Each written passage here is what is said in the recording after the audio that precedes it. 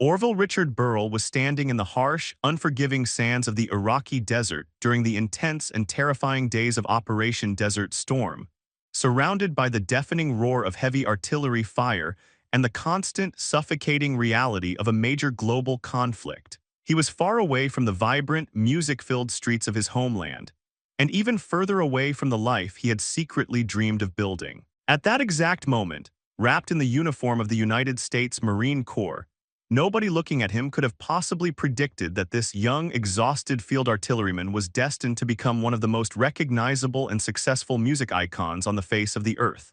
The world knows him today as Shaggy, the charismatic, unstoppable force of reggae and dancehall music who completely took over the global charts and changed the sound of popular music forever. We see the infectious smile, the incredible stage presence, and the man behind some of the biggest party anthems in history. But the journey from a grueling combat zone in the Middle East to the top of the worldwide music industry is not just a simple story of a man getting a lucky break. It is a deeply complex, incredibly intense narrative of survival, strict discipline, a secret double life, and a burning, undeniable passion that forced him to make the hardest decision of his life. The real reason Shaggy walked away from the security and structure of the United States Marines to dive into the unpredictable world of reggae is a powerful testament to the lengths a person will go to answer their true calling. To fully understand the massive leap he took, you have to understand exactly where he came from and why he ended up in a military uniform in the first place. Born in Kingston, Jamaica, Orville grew up completely immersed in the sounds of his island. Reggae, ska, and the emerging heavy beats of dancehall were not just background noise. They were the heartbeat of the culture, the way people communicated their joys, their struggles, and their daily realities. Music was in his blood, but opportunity was incredibly scarce. Like many young people looking for a better future and a way to support themselves, he left Jamaica at the age of 18 and moved to the busy, overwhelming streets of Brooklyn, New York. He settled in the neighborhood of Flatbush, an area known for its massive Caribbean immigrant population. It felt like a small piece of home, but the reality of living in New York in the late 1980s was harsh. He was a young man trying to find his footing in a fast-paced, expensive, and unforgiving city. He managed to find some work, taking on odd jobs, but the struggle to simply survive and pay the bills was a constant, heavy weight on his shoulders. He was surrounded by a booming local music scene, and he desperately wanted to be a part of it, but the reality of his financial situation made that dream seem completely impossible. He needed a way out, he needed structure, and most importantly, he needed a steady, reliable paycheck. This desperate need for stability led him to a recruiting office, and in 1988 he made a decision that would completely alter the course of his entire life. He enlisted in the United States Marine Corps. He did not join out of a deep, lifelong desire to be a soldier, nor was he driven by a profound sense of military tradition. He joined because he needed a job, and the Marines offered a guaranteed income, a place to sleep, and a clear path forward. However, the transition from a free-spirited Jamaican immigrant living in Brooklyn to a highly disciplined recruit at the infamous Paris Island boot camp was a complete and absolute system shock.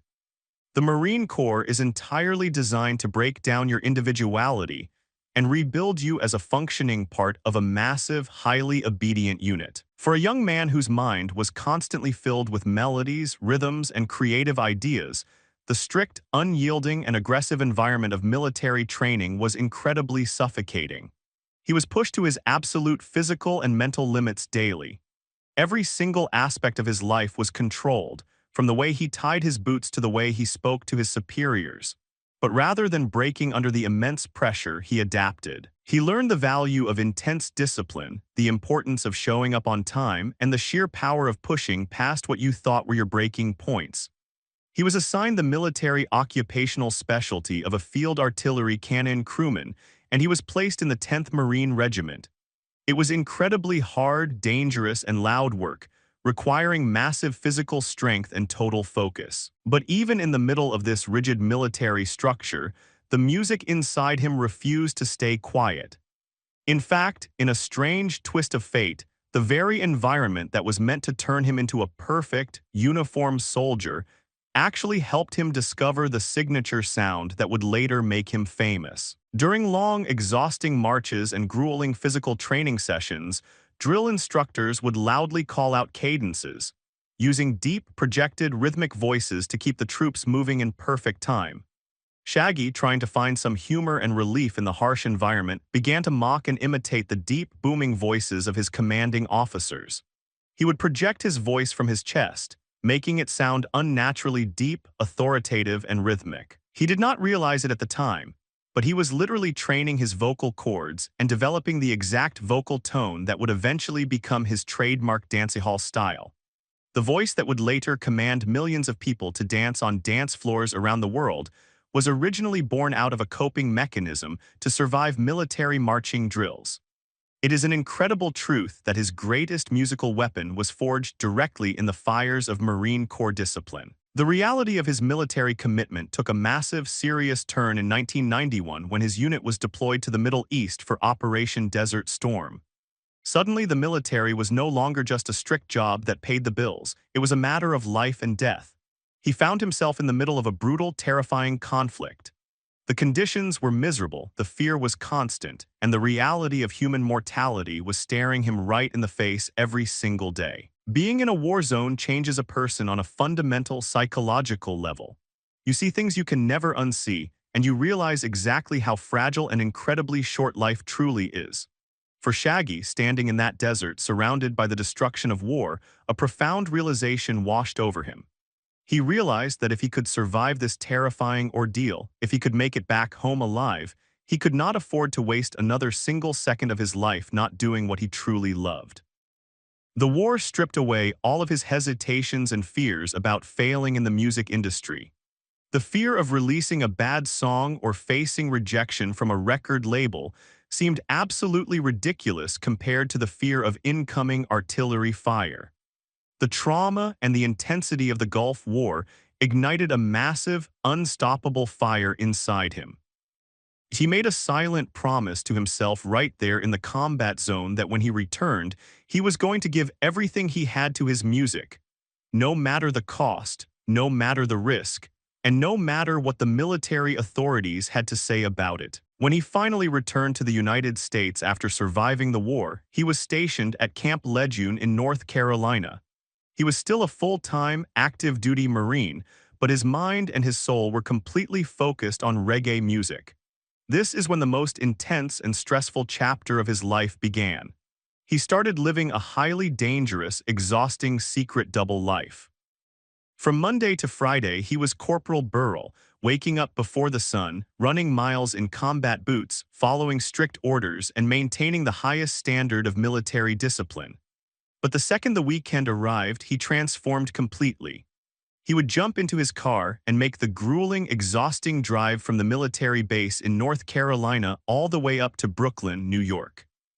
He would spend every single waking hour of his weekend crammed into small, independent recording studios, writing lyrics, laying down vocal tracks, and networking with local producers. He would perform at local underground dancehall clubs, building a name for himself in the street scene, and then, completely exhausted and running on zero sleep, he would get back into his car and drive all the way back to North Carolina, sneaking back onto the base just in time to put his uniform back on and fall into morning formation. This double life was completely unsustainable and incredibly risky.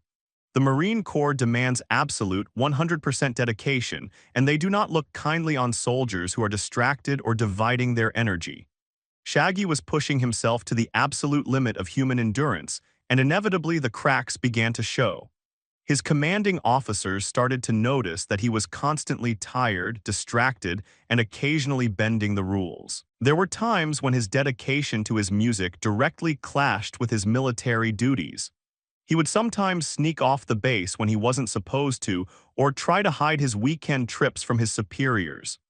He was reprimanded, he faced severe disciplinary actions, and he was constantly walking a very thin line that could have ended his military career in disgrace. His sergeants could not understand why a capable Marine was throwing away his focus for what they viewed as a completely unrealistic pipe dream of becoming a singer.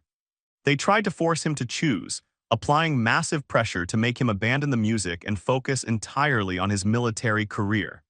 They told him he was making a huge mistake, that the music industry was a joke, and that he was throwing away a secure, respectable future.